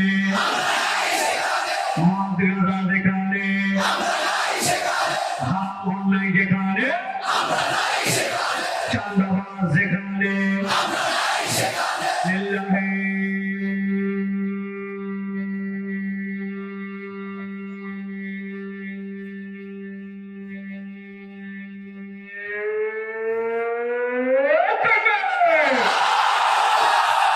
মাশাআল্লাহ আলহামদুলিল্লাহ বলেন শয়তান আছে ও সাতগানা পায় ঠিক না আল্লাহু আকবার শয়তান সহ্য করতে পারে না ঠিক না অনেকে আমাদেরকে বলে আল্লাহু আকবারের স্লোগান নাকি দলীয় স্লোগান আমরা তাদেরকে বলে দিতে চাই আল্লাহু আকবারের স্লোগান কোনো দলীয় স্লোগান নয় কোনো পার্টির স্লোগান নয় কোনো গোষ্ঠীর স্লোগান নয় আল্লাহু আকবারের স্লোগান ইমানদারের স্লোগান তরুণদের স্লোগান এই বাংলার স্লোগান যতদিন পর্যন্ত বাংলার জমিনে একজন ইমানদার বেঁচে থাকবে ইনশাআল্লাহ কিয়ামত পর্যন্ত আল্লাহু আকবারের স্লোগান চলতেই থাকবে চলতেই থাকবে চলতেই থাকবে আল্লাহ রাব্বুল আলামিন যেন আমাদেরকে কবুল করেন প্রিয় ভাইরা অনেক লম্বা হয়ে গেছে দুনিয়ার কথাবার্তা বলে ফেলছে শুরুতেই এখন আমরা মূল আলোচনার মধ্যে প্রবেশ করবো ইনশাআল্লাহ তবে তার আগে আমি আপনাদের কাছে 60 সেকেন্ড একটু সময় চাই যদি বিরক্ত না হয় প্রিয় ভাইরা 1 মিনিট আমাদের এই ইউনিট ক্লাব যে আয়োজন করেছে আপনারা খুশি না ভাই আপনারা শরীর হয়েছেন অংশগ্রহণ করেছেন আপনারা সবাই বুঝে ফেলছেন আমি কি বলবো আমার ছেলেরা একটু আপনাদের কাছে এখন যাবে একজনও মাত্র করবেন আগে 1000 দেন 5000 দেন আর 10000 দেন এখন 1 10 15 20 100 আপনাকে বলবো না হাজার টাকা দেন কিন্তু কেউ মাহরুম করা যাবে না পকেটে হাত দেন টাকা না থাকলে অনেকটা আওলাদ নেন যার কাছে নাই তাকে প্রয়োজনে দেন এই বেগানা ফটফট করে চলে যাবে না টাকা নিয়ে তারপর যাবে না দিলে পকেটটা হাওলাদ দিবে কিন্তু সকলকে শরীক হতে হবে মাহমুদের কাছে যান ছোট ছোট বাচ্চাদেরকে পাঠাই দেন তারা সেখান থেকে কিছু টাকা পয়সা পাবে সকলে দ্রুত যেতে হবে 60 করে যাবে 60 করে বের হয়ে যাবে আপনারা দ্রুত করে যাবেন না সবাই আপনার হাতে পড়ে আছে কেউ মাহরুম করবেন আল্লাহ সকলের দান কবুল করো আল্লাহ যে উসিলায় দিচ্ছে আল্লাহ সকলের দান করার মধ্যে তুমি বরকত দিয়ে দাও আল্লাহ আল্লাহ এর উত্তম বিনিময় দান করে দাও আল্লাহ এই আয়োজনকে তুমি কবুল করে নাও কথা বলা যাবে না কথা বলবেন কেন রে ভাই যাও সবাই যাও যারা যাবেন আপনার সামনে যাচ্ছেন ইশারা দিবেন ইশারা দিয়ে ডেকে নেবেন ইনশাআল্লাহ আমরা মূল আলোচনার মধ্যে দলে প্রবেশ করবো ইনশাআল্লাহ আমার ছেলেরা সব আপনাদের কাছে গেছে ইনশাআল্লাহ সকলে একটু শরীক হওয়ার জন্য চেষ্টা করেন আল্লাহ সকলের দানের মধ্যে বরকত দিয়ে দেন বলেন আল্লাহুম্মা আমিন আল্লাহ আমাদের সকলকে কবুল করে নিন বলেন আল্লাহুম্মা আমিন চলেন এবার আমরা মূল আলোচনার মধ্যে প্রবেশ করি বিতাড়িত শয়তান থেকে আশ্রয় প্রার্থনা করে সমস্যায় আরেকটা জবান বন্ধ থাকবে না আমরা সকলেই সুন্দর করে কোরআন কারীমের মধ্যে প্রবেশ করি সকলে আমার সাথে পড়েন একটা যেন মুখ বন্ধ না থাকে হাতের কাজ হাতে করেন সকলে দাঁত পয়দাত করেন ছেলেরা নিবে আস্তে করে বের হয়ে যাবে সকলে আমার সাথে চলেন কোরআনে প্রবেশ করি আউযু বিল্লাহি মিনাশ শাইতানির রাজীম বিসমিল্লাহির রাহমানির রহিম ওয়াতলু আলাইহিম নাবা'আল লাযী আতাইনাহু আয়াতিনা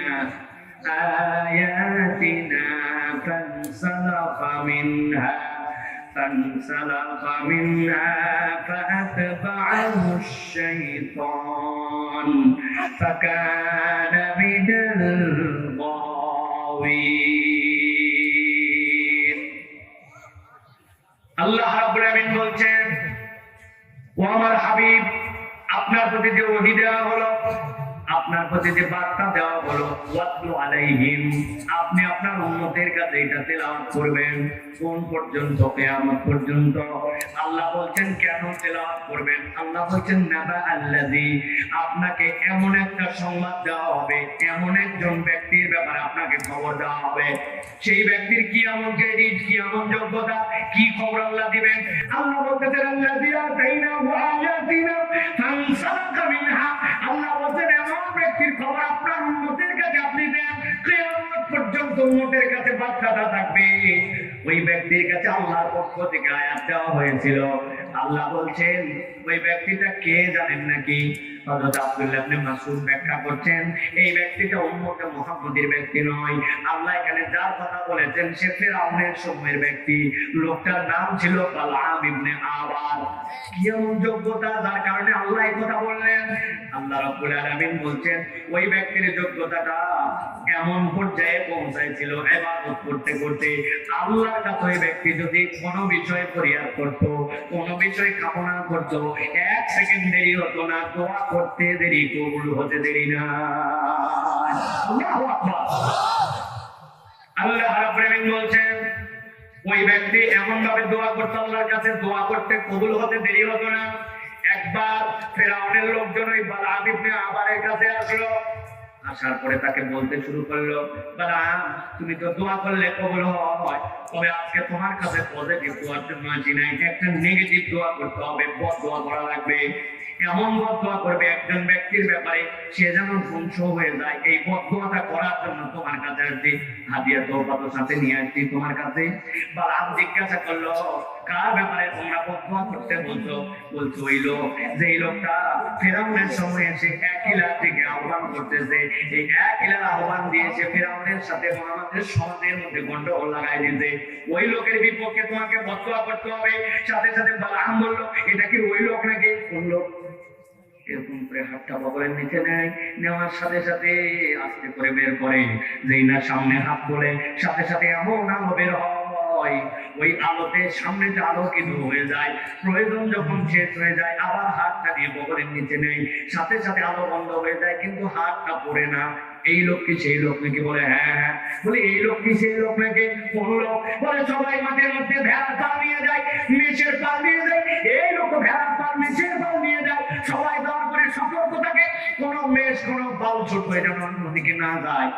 এই লোক কোনো কিছু কেয়ার করে না, এক গাছের নিচে যে শুয়ে যায়, হাতের মধ্যে একটা লাঠি থাকে, একটা পুঁতে দেয়, ওই পালের মধ্যে তার যত মেষ, ওখান থেকে কোনো একটা ভেড়া বকরি মেষ যদি বের হয়ে অন্যদিকে যায়, উনি সুন্দর করে সময়, কিন্তু এই লাঠি একাই উঠে যায়। উঠে যাওয়ার পরে ওই ভেড়া মেষকে পিটায়া পালের মধ্যে ঢুকায়, আবার লাঠি জায়গা মতো এসে দাঁড়ায় যায়। তুমি কি বদ দোয়া করতে এই লোকের বিপক্ষে বলছো? বলছে হ্যাঁ, ওয়াজ শোনার জন্য তোমার কাছে আসি নাই।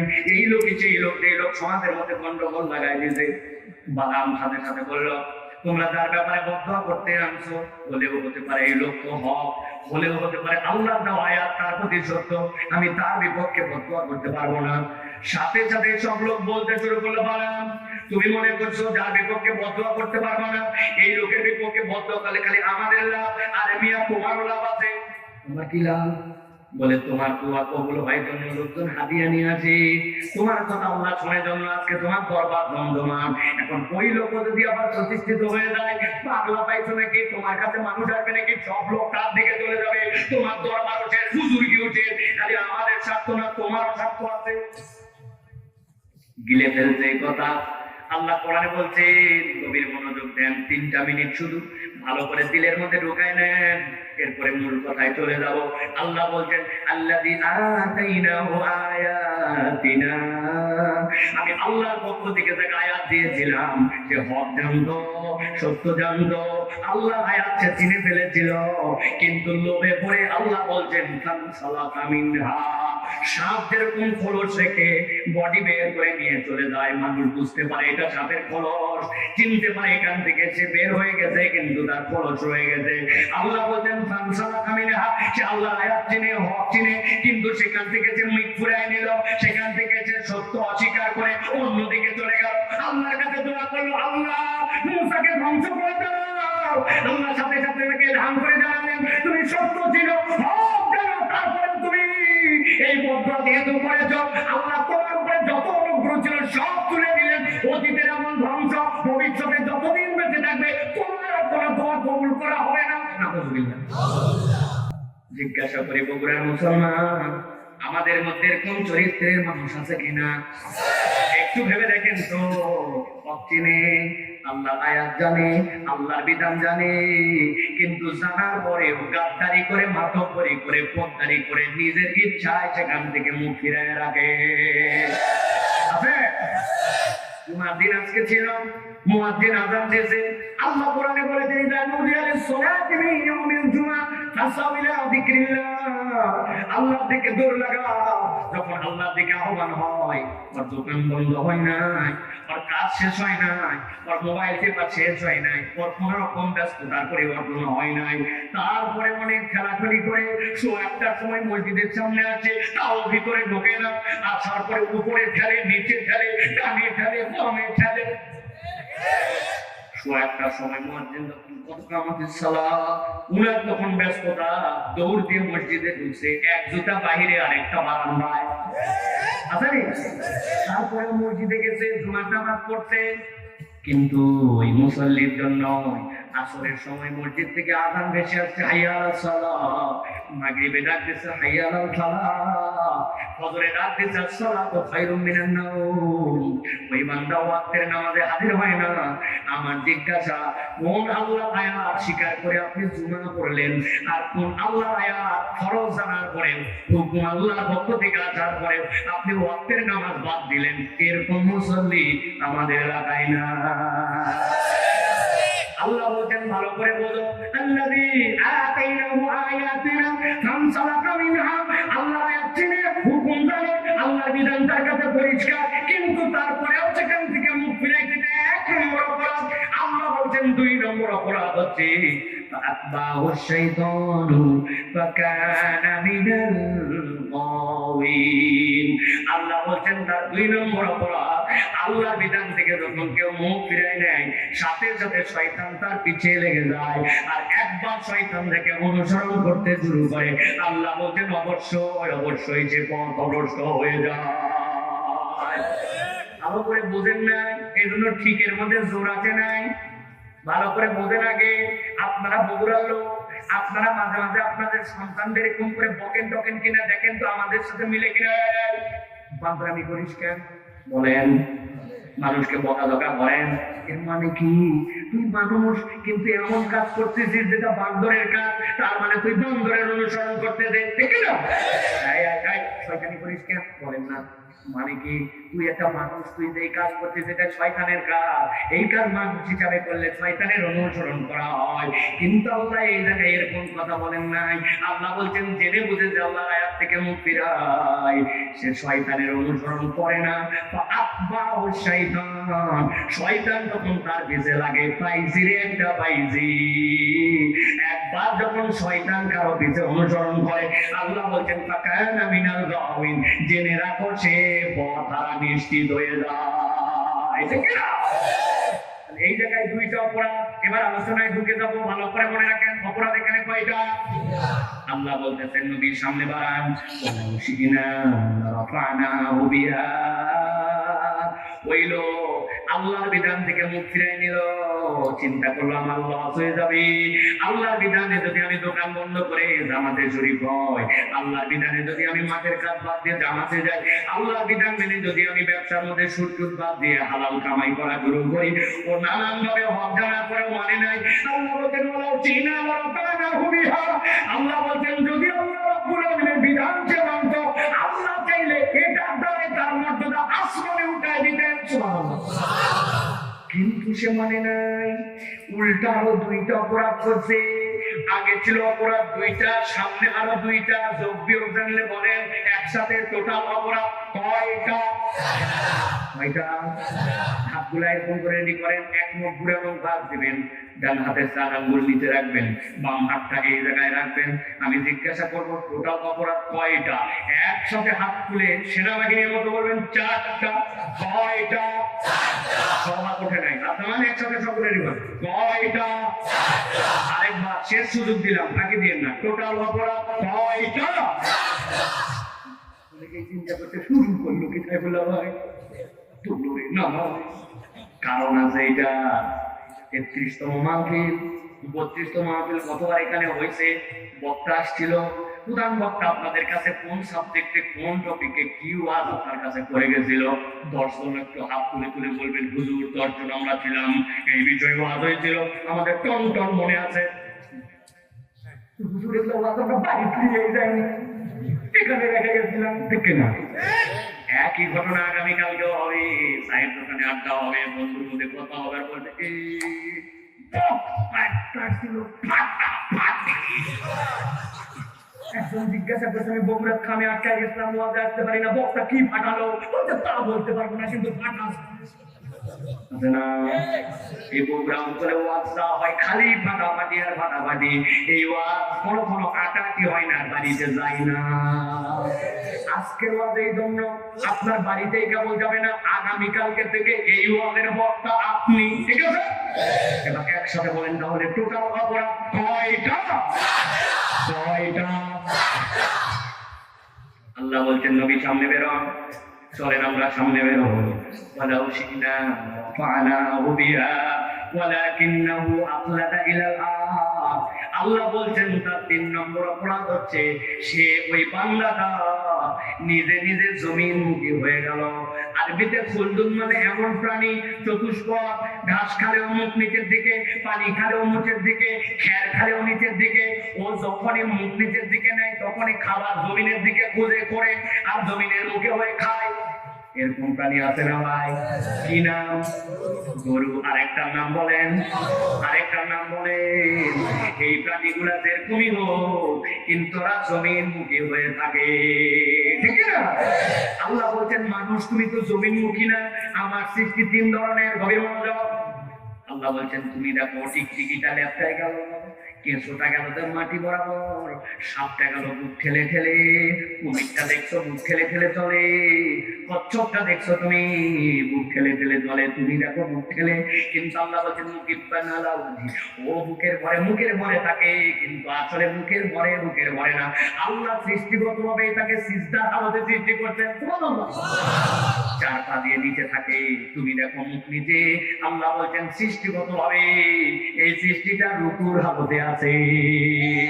কিন্তু মানুষ তো ব্যতিক্রম প্রাণী, ওই মানুষের পায়ের তলা ছাড়া মাটির সাথে কোনো কিছুর সম্পর্কই নাই। সবগুলা উপর দিকে, সবচেয়ে উঁচুতে তার মাথা, তার মুখ উপরে। তাহলে যে সবসময় সিজদায়, সবসময় রুকুতে, তার থেকে মর্যাদা বাড়লো কেমনে?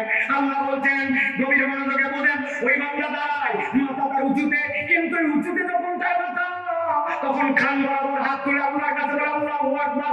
আল্লাহ আমার মাথা যতই উঁচু তুমি সবচেয়ে বড়। হাত বাক্সের পরে ছানা পড়ছে, সূরা ফাতিহা পড়ছে, এরপরে সূরা মিলাইছে, মিলানোর পরে আল্লাহু আকবার বলে রুকুতে গেছে। একটু বিবেচনা করেন, মানুষ তার জীবনে যত জায়গাতে যায় সবচেয়ে বেশি মানুষের ঠুনকো হালত, হালকা হালত, একদম নড়বড়ে হালতের নাম রুকু। হাঁটুতে ভর দিয়া মাথাটা সামসেটের মতো সামনে, খালি একটু ধাক্কা দিয়ে দেখেন, কুনি দিয়ে গোটা দিয়ে দেখেন, ধাপ করে পড়ে যাবেন, ঠিক না? তাই বলে আবার নামাজের মধ্যে ভুটা দিয়ে না। কিন্তু এটা ঠুনকো হালত। বান্দা যখন ঠুনকো হালতে সমস্ত পৃথিবীর রুকুকারী প্রাণীর মতো, তখন বলতেছে আল্লাহ আমি স্বীকারোক্তি দিচ্ছি সুবহানা রাব্বিয়াল আযীম, আমি সবচেয়ে নড়বড়ে, আমিও রুকু হালতে আল্লাহ, কিন্তু স্বীকার করলাম তোমার থেকে আযীম আর বড় কেউ নাই আল্লাহ, কেউ নাই। ওই বান্দার পরে আমি আল্লাহু লিমান হামিদা বলে দাঁড়াইছে, মনে করছেন আপনার মুখের কথা না, বোঝেন নাই। সামি আল্লাহু লিমান হামিদা আপনার কথা নয়, এটা আল্লাহর রিপ্লাই।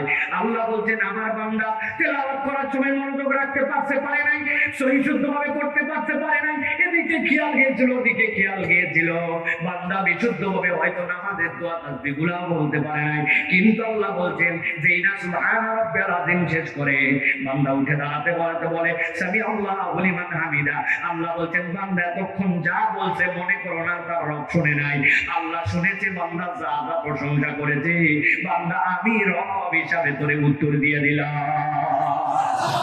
বান্দা খুশি হয়ে বলতো রব্বানা লাকাল হামদ। এইটা বলার পরে বান্দা সিজদায় চলে গেছে। গভীর মনোযোগ। কোন অঙ্গ দিয়ে গেছে? 2টা হাত, 2টা হাঁটু, 2টা বৃদ্ধাঙ্গুলির মাথা, এই কপাল, এই নাক, এই অঙ্গগুলা সিজদার মধ্যে লেগে গেছে। আরবের মুশরিকরা নবীদের কাছে এসে বলছে সিজদা তো আমরাও দিতাম, কি এমন অবাক করা ধর্ম নিয়ে আসছে যেখানে মাথা নিচে থাকে আর পশ্চাৎ দেশ উপরে থাকে? আমরা তো জীবনে এরকম সিজদা দেখি না। আল্লাহ রাব্বুল আলামিন নবীকে এই সিজদাটা দিলেন, ওই বান্দা কপাল লাগাই দিয়েছে, যেই মাথা সবার উপরে ছিল, খেয়াল করে তাকায় দেখেন এখন ওই মাথা আপনার সকলের নিচে, আপনার পিঠ উঁচু, আপনার পশ্চাৎ দেশ উঁচু, আপনার বুক উঁচু, কিন্তু আপনার মাথা নিচু। বান্দা যখন সিজদায়, তখন যাওয়ার পরে শেষ কথা আল্লাহকে বলতেছে, আল্লাহ উপর থেকে আল্লাহু আকবার বলতে বলতে এই জায়গায় আসি, যদিও আমার মাথা উপরে ছিল, কিন্তু এখন আমি লড়া কপালটা লাগাই দিয়েছি। সুবহান রাব্বিয়াল আলা। ও আল্লাহ, আমি যখন সবচেয়ে নিচে, আমার রব তখন সবচেয়ে উপরে। নবী এই জন্য বলছেন, ওই হালতে যাওয়ার পরে কেউ যদি আল্লাহর কাছে যা যাবে, আল্লাহর কাছে যা বলবে, আল্লাহ তাই বান্দাকে দেয়। সুবহানাল্লাহ। বলছেন যে এই বান্দাকে আমি এরকম করে সৃষ্টি করলাম, ওয়ালাকিন্নাহু আখলাদা ইলাল্লাহ, ও নিরেট দুনিয়াদার হয়ে গেছে, ও নিরেট জমিনমুখী হয়ে গেছে, হালাল হারাম চিনে না, সত্য মিথ্যার দাঁত জানে না, ওরে খালি দুনিয়া লাগবে, সামনে হোক আর দুনিয়া চাই। আছে না? না, দোকান হালাল, ব্যবসা হালাল, মাল হালাল। আপনাকে বলছে আপনি আমার বোনের কাস্টমার, এই জন্য আপনার কাছে আজকে প্রথম বিক্রি করতেছি, তাছাড়া এই দামে বেচতাম না। আগে 10 জন কাস্টমার গেছে, কিন্তু বিক্রয়ের সাথে বলছে বোনের কাস্টমার। মিথ্যু। আপনাকে দেখে বলছে আপনার তো সেনা লোক বলে কেনা দামে দিলেন। আছে না? জীবনে দেখে নাই, শুধু হালাল মাল আপনার কাছে একটু ব্যবসা করার জন্য কেনা দামে বলে 500 টাকা আপনারে ঠকায় ফেলছে। আল্লাহ বলতেন ও কিচ্ছু চিনে না, কেবল দুনিয়া চিনে আর দুনিয়া চিনে। এরকম লোক আমাদের ইমানদার মুসলমান নামদারির মধ্যেও আছে না? সকালবেলা আপনি কই যান? কান্দের মধ্যে কোদাল নিয়ে, এই শীতের মধ্যে বলছে বাপ রোদ উঠলে আর কাজ করতে পারি না, বেলা হলে আমি আর কাজ করতে পারি না। আসল উদ্দেশ্য উনার সাথে যার জমি লাগানো, ওই জমিওয়ালা এখন আল কাটে পারে নাই, উনি আগে ভাগে জমির আল কাটার নাম ধরে কোদাল দিয়ে 4 আঙ্গুল একটু জমি ঠেলতে চায়। এরকম লোক এলাকায় না? এত বড় দাড়ি, জুব্বা, ফজরের নামাজ জামাতে করে ওজিফা কমপ্লিট করে আছে, উনার 1 বিঘা খাজনা, খালি সিয়া পেশা সব ক্লিয়ার, কিন্তু 4 আঙ্গুলের হিসাব নাই।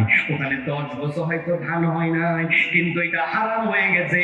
উনি দুনিয়ার সাথে হারামের মায়া ত্যাগ করতে পারে নাই। এরকম লোক আছে না? না, বাপ মারার সময় পড়ে গেছে, বাবারে তুই আমার বড় ছেলে, যাওয়ার পরে ইনসাফ করে জমি জমা গুলো বন্টন করে দিবি। উনি এইটাই ইনসাফ করতে, নিজে 2 বার উমরা করতে, 1 বার হজ করতে, কিন্তু ওনার বোন ছিল যারা, বোনগুলাকে জমি জমা ঠিক মতো দেয় নাই। ঘুরতে ঘুরতে ঘুরতে মরার বয়স হয়ে গেল, এখন পর্যন্ত বোনেরা জমি পায় নাই।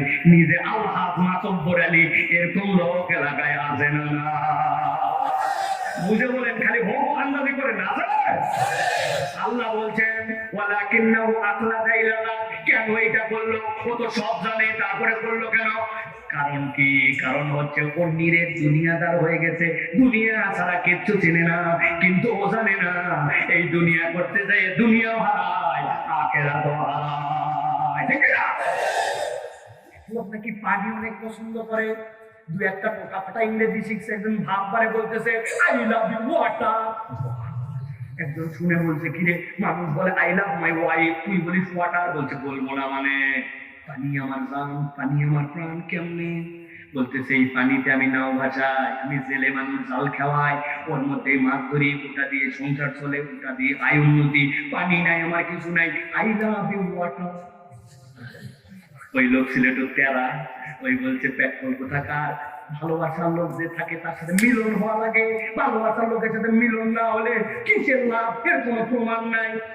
তার মানে বলছে তুই বসে আছিস বইটা নিয়ে উপরে, আর পানি আসে নিচে, কোথায় তুই আর কোথায় ওই মিলন নাই, কি করা লাগবে? হাতে ছিল একটা শাবল, খ্যাপ করে 1 টেলা দিয়ে নৌকার তলায় এতখানি টেলা করে দিছে, গল গল গল গল করে এখন পানি উঠে। বলছে এখন তোর সাথে মিলন হবে। বুঝে থাকলে বলেন তো, আই লাভ ইউ ওয়াটার বলে নৌকার তলা ফুটা করে গল গল করে যে পানি ওঠে, এইটা কি মিলন না ডুবন? ঘুমাই গেছেন না? মিলন না ডুবন? বুঝে থাকলে আপনার এই কথাটা সারা জীবন মনে রেখেন। আমাদের সালাফরা বলতেছেন দুনিয়া লাগবে, না লাগলে আল্লাহ রব্বানা আতিনা ফিদ দুনিয়া বলতেন না। কিন্তু তুমি যদি তোমার অন্তরটা ফুটা করে দুনিয়া ঢোকাও, তাহলে তোমার দুনিয়াও ডুববে, আখিরাতও ডুববে। দুনিয়া কখনো অন্তর ফুটা করে ঢোকানো যাবে না। আল্লাহ বলছেন ওই মানুষের দোষ কি নবী আপনি বলেন ওয়ালাউ শি'না লারাফা'নাহু বিহা ওয়ালাকিন্নাহু আখলাদা ইলা ওয়াত্তাবা হাওয়া।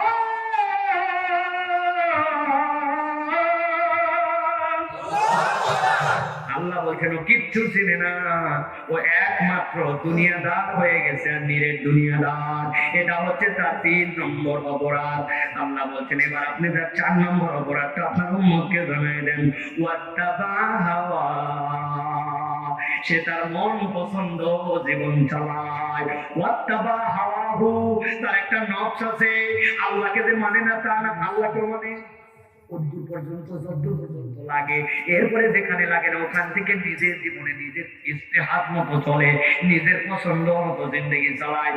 এরকম লোক আমাদের এলাকায় আছে না? চেনেন আপনারা? আমি 2 জনকে চিনি, বলবো সমস্যা হয় না তো না ভাই? ভালো করে বোঝেন, আপনার এলাকায় বিয়ে শাদী হয়? হয় হয়, বিয়ে শাদী হয়। ইসলামের বিয়ে কিভাবে হয় দেখেন। ইসলামের বিয়ের একটা ফরজ হচ্ছে ইজাব আর কবুল, এটা ফরজ। 2 নম্বরে আল্লাহ বলছেন ওয়াতুন নিসা সাদাকাতিহিন্না নিহালা, মেয়েদেরকে তোমার সাধ্য অনুযায়ী দেনমোহর দিয়ে দাও, আল্লাহর পক্ষ থেকে ফরজ। এরপরে আল্লাহ বলতেছেন 2 জন আকেলা বালেগা এরকম সাক্ষী রাখো ওই বিয়ের জন্য।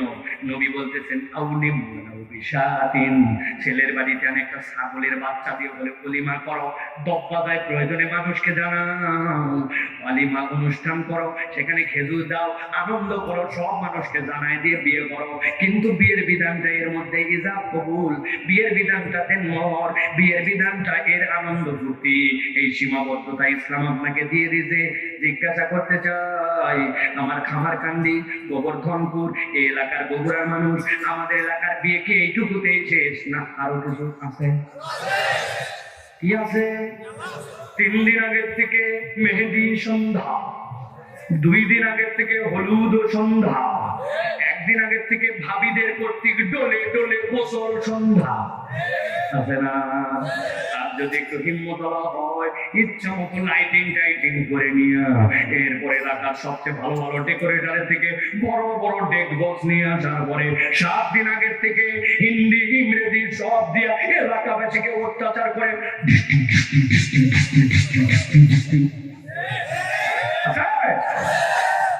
এই যে বাড়ি থেকে ওই বাড়ি থেকে আসরের সময় এক মুরব্বী এত বড় জায়গা বার হয়েছে, হাজি সাহেব এক ছেলে তো যায় আপনি অত্যাচার করে দিন নাই রাত নাই মানুষকে পাগল করে বলছেন, আজানের সময় পর্যন্ত বন্ধ হচ্ছে না, কি শুরু করছেন আপনি? ব্যাপারটা কি মানুষ তওয়াফ ফিরে গেল, সাথে সাথে মুরব্বী বলছে থাম থাম, তোর বেটি আছে। এগুলো কি আমার ইচ্ছা আমি করতেছি নাকি এলাকার ছেলে পেলে একটু করতে চাই, নাতি নাতপুররা করতেছে, এগুলো আমার কোনো সমর্থনই নাই। চল আর একদিন মাত্র আছে, রাত করিস না, দাওয়াতে থাকি, নামাজ পড়ে আসি। আছে না? আজি চাই এলাকাও লোক চাই, নাতি নাতপুর চাই, যুবকরা চাই, ওয়াত্তাবা হাওয়া, উনি নামাজও পড়ে, আবার এই সকল হারামকে মৌন সমর্থন দেয়। এরকম পরিবার আমাদের এলাকায় না আছে। ওয়াত্তাবা হাওয়া, আল্লাহ বলছেন তুমি তোমার নফসের পূজারী, তোমার অন্তর যেটা চাই তুমি সেইটা করো, আবার অন্তর যেখানে চাই না ওই পর্যন্ত তুমি দাঁড়াতে চাও। আপনার বয়স তো 60-এর কাছাকাছি, মুখে দাঁড়িয়ে নাই কেন? আপনার কি সমস্যা? আপনার বলছে বাবা রাখতে তো চাই, কিন্তু তোমার চাচি আমার লাইক করে না, চাচি লাইক করে না জন্য উনি মুখে দাঁড়িয়ে রাখে না, উনি আবার মুসলমান পরিচয় দিয়ে ঘরে। আপনি বোঝেন নাই, বোঝেন নাই, এইটা আপনার নফসের পূজারী আপনি, এর বাহিরে আর কোনো কারণ নাই, ঠিক না? নবীজি সাল্লাল্লাহু আলাইহি ওয়াসাল্লামকে আল্লাহ বলেছেন আমার নবী হচ্ছে তোমাদের জন্য আইডল, তোমাদের জন্য রোল মডেল। ইন্নাকা লাআলা খুলুকিন আযীম, সব চরিত্রের মধ্যে ঢুকায় দেওয়া হয়েছে। নবীর দাঁড়িয়ে এত বড় জীবনে কাটেন নাই, কোনো পয়গম্বর কাটেন নাই। রাখতে বলছেন ফরজ, কাটতে নিষেধ করছেন হারাম, ছেড়ে দিতে বলছেন ওয়াজিব। আপনি পরামর্শ দিয়ে বলছেন আমাকে দেখতে ভালো লাগে না, আর বলেন না আমার বিয়ে যার সাথে ঠিক হয়েছে ওই মহিলা আগেই বলছে তোর দাঁড়িয়ে আমার ছেলে পছন্দ না। আমি ফতোয়া দিয়ে গেলাম, হুজুরদের কাছে শুনে নিবা, তোমার কোন মহিলা যদি প্রকাশ্য ফিসকের পক্ষে থাকে, দাড়িওয়ালাকে পছন্দ না করে, তাহলে ওই মেয়েকে বিয়ে করা জায়েজ না। রাখলাম 11 তাহলে তোমার সমস্যা কোথায়? কোনো সমস্যা নাই, ওয়াত্তাবা হাওয়া। ওনার নফস বলছে এই জন্য বলে একটু চুলকায়, আমি স্মার্ট না স্মার্ট লাগে, কেমন জানি লাগে, রাখবনি, বেটির বিয়ে হোক, আরেকটু বয়স হোক, কোনো কারণ নাই। ওয়াত্তাবা হাওয়া। আল্লাহ বলছেন এটা তোমার 4 নম্বর অপরাধ। ঢাকাতে নাকি কোন এক ছাত্রকে তার টিচার বলছে, আরে অনেকে দাঁড়িয়ে আছে কেবল এইটুকু, এদিকে ওদিকে নাই, রাম ছাগলের দাঁড়িয়ে ভয় দেখছেন না, বলছে তোর দেখতে তো ছাগল ছাগল লাগে। এত বড় টিটকারি করছে, কিন্তু এই ছেলে ব্রিলিয়ান্ট ছেলে বলছে you are absolutely right sir, যা বলছেন একেবারে ঠিক। বলে আরে খেপানোর জন্য বললাম, ওই দিকে আরো রাজি হয়ে গেছে। বলছে স্যার রাজি না হওয়ার ভাইকে আমি নিজেই দেখছি, আমার এলাকার রাম ছাগল আছে, ওই ছাগলের এরকম দাঁড়িয়ে আমারও এরকম, যা তাই তো বলছেন আপনি। তো ঘাবড়ায় গেছে। আরে জিজ্ঞাসা করলাম কেন, বলে কি, বলছে স্যার আমি একটু মাইন্ড করি নাই, তবে আপনি সাহস দিলে আপনাকে ছোট্ট একটা কথা বলতে চাই। বল বাবা বল বল বল। যে কথা তুই বলছিস বলার পরে কিছু মনে করিস নি, তুই বললে কি সমস্যা?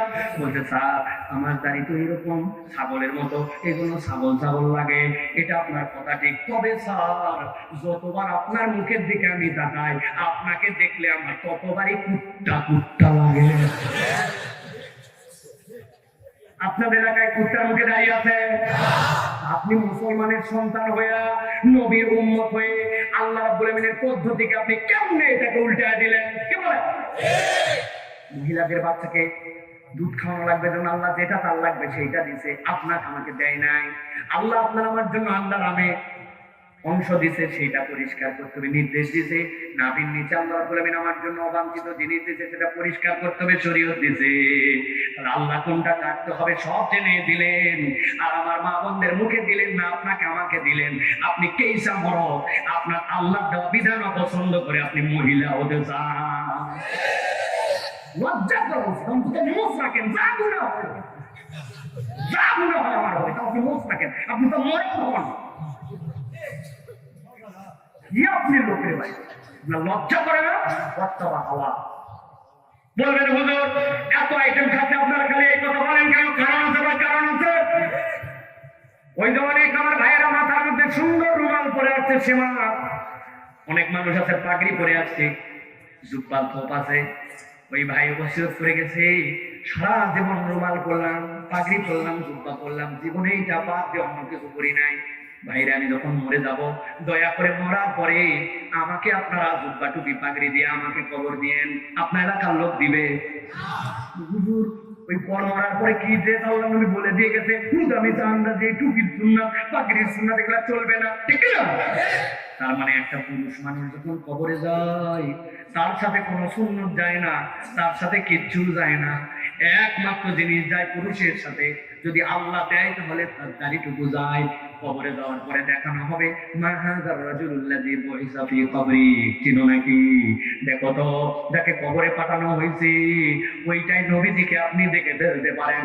আল্লাহ নবীকে দেখার পরে দেখবেন তার শুভ্র চেহারা, আর নবী উল্টা দেখবে তার উম্মত বেকায়দা চেহারা। আপনি নবীকে কিন্তু চিনতে পারবেন না, ঠিক না? হুজুরে এমনি এমনি বলে না, এই জন্য বলছে ওয়াত্তাবা হাওয়া, সে তার মন পছন্দ জীবন চালায়। 29 রমজান পর্যন্ত মহিলার পর্দা পুছিতে হিজাব দেখবে মাথা খারাপ, কিন্তু ঈদের দিনে ওই মহিলায় 3 পিস। কিসের 3 পিস? যার সাথে তার সাথে বলেন কেন 3 পিস তো বলে, কিন্তু পায়জামার জামা দেখা যায় আরেক পিস কই? ওটা কেবলমাত্র দড়ির মতো পেঁচায় পিছন দিকে নামায় দিয়েছে। যেই মহিলা 29-30 রোজা পর্যন্ত পর্দা বাদ দিল না, ঈদের দিনে বেহায়া হয়ে গেল, সেই মহিলা পর্দা তারা বাজার হাটে যায় না, বিয়ের দাওয়াত পাইছে, ওই মহিলাই কমিউনিটি সেন্টারে বেহায়ার মতো সেজে গুজে চলে গেছে।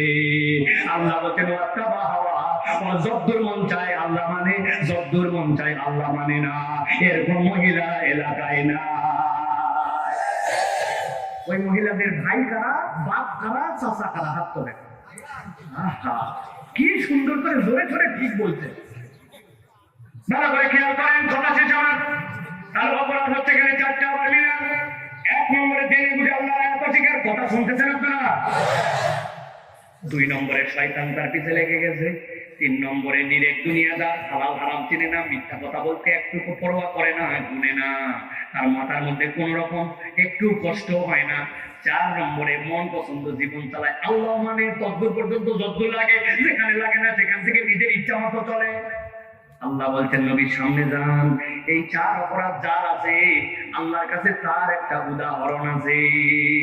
আল্লাহ বলছেন, নবী বলেন, ফামাসালু কামাসালিল কালব ইন তাহমিল আলাইহি ইয়ালহাস আও তাতরুকু ইয়ালহাস। আল্লাহ বলছেন এই 4 অপরাধ যার আল্লাহর কাছে তার উদাহরণ হচ্ছে কুকুরের মতো। আওয়াজ করে বলতে হবে একসাথে, তার উদাহরণ আল্লাহর কাছে কার মতো? আর কুকুর বলা দরকার না, বলেন কুত্তার মতো। একসাথে বলেন কার মতো? পেছন থেকে বলেন কার মতো? চিন্তা করবে কি হুজুর আসলে কুত্তাও 3 বার বলাইছে, এমনি এমনি বলাই নাই ভাই, দিলের কান খোলেন। আপনি যা ভাবতেছেন তা নয়, আপনি ভাবতেছেন কুত্তা একটা নিকৃষ্ট প্রাণী, খাওয়া যায় না, হারাম, বাড়ির ভিতরে পালা নিষেধ, কোথাও মুখ দিলে 7 বার ধোয়া লাগে, 1 বার মাটি দিয়ে ডলা লাগে, এই জন্য এত নিকৃষ্ট, এত বাজে, এত হারাম, ভিতরে বাড়িতে পালা নিষেধ, এই জন্য এই প্রাণীর কথা আল্লাহ বলছেন না না না। আপনি বুঝেন নাই, আমি আপনাকে বলতে যাই, কুকুর স্বভাবগত ভাবে অনেক সময় মানুষের দিকে 2টা দিক দিয়ে অনেক সময় বেটার পারফরমেন্স দেখায়। এর একটা হচ্ছে কুকুর হচ্ছে বিশ্বস্ত প্রাণী, ঠিক না? আপনি ঠিক বলছেন না বুঝে, আপনাকে একটু চিনাই দেই, দেখেন কেমন বিশ্বস্ত। অমুক নেতা আসবে, তমুকে আসবে, বিরাট বড় করে আয়োজন, স্টেজ, আনসার পাহারা দিছে, পুলিশ দিছে, বিজিবি দিছে, সেনাবাহিনী দিছে, র্যাব দিছে, তারপরেও মন ভরে নাই। এরপরে কুত্তা নিয়ে আসছে, যে আশপাশে কোনো বন্টন কোথাও কুত্তা আছে নাকি, কুত্তাদের চেক করায় কিনা। কারণ কি, মানুষের চোখের থেকে বেরিয়ে যেতে পারে, আল্লাহ কুত্তার নাকের মধ্যে যে ঘ্রাণ শক্তি দিচ্ছেন ওইটার সাথে সে অবিশ্বাস করে না, ও যদি বোঝে তাহলে ওইটা জানাই দিবে, ঠিক না? আমি একবার জাপানে গেলাম, টোকিওতে নামছি, টোকিও থেকে ওসাকায় যাব, প্রোগ্রাম আমার ওসাকায়, 2টা মসজিদ উদ্বোধন, ওসাকাতে যাব, সুন্দর করে ইমিগ্রেশন শেষ, আমার ব্যাগপত্র সব দিয়ে দিয়েছে, নেওয়ার পরে যেই বেরিয়ে যাব, হঠাৎ করে 2 জন মহিলা আসছে, আসার পরে বলছে আরিগাতো গোজাইমাস, ওদের ভাষায় আপনাকে ওয়েলকাম করতেছি, মাফ করবেন, ক্ষমা করবেন, আমাদেরকে কি সমস্যা? বলতেছে প্লিজ কাম উইথ আস। ভালো ইংরেজি বলতে পারে না। Look there is a yellow round, go there with your bag, তোমার ব্যাগ সহ ওই রাউন্ডের মধ্যে যাও। দাঁড়ালাম, তারপরে দেখি কি অবস্থা রে ভাই, সব শেখা, আবার কি জন্য এই ইয়েলোর মধ্যে ব্যাগ ট্যাগ নিয়ে দাঁড় করালো। আমি যেই দাঁড়াইছি দেখি 2টা কুত্তা নিয়ে আসে, 5 দিয়ে 3-4 রাউন্ডে ঘোরার পরে কুত্তা আস্তে করে বসে গেল। ওরা বললো sorry, you are welcome in Japan, আর কোনো সমস্যা নেই। ঘটনা কি,